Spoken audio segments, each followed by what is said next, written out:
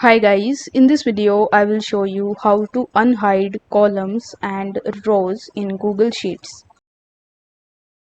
In order to do this, you first need to launch your Google Sheets project.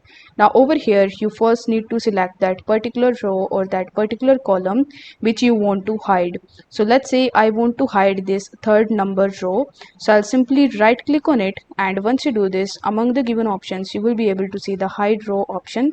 So once you click on the hide row option, you will notice that now the third number row is hidden. Similarly, if you want to hide any of the columns, then you just have to select that particular column. Let's say I want to select this column over here.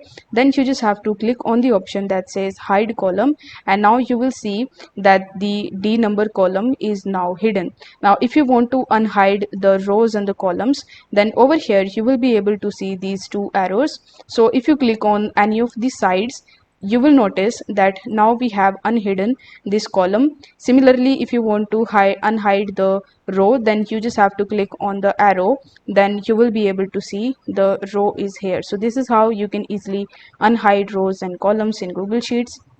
I hope this video was helpful, and if it was, then don't forget to like the video and subscribe to the channel. Thank you so much for watching.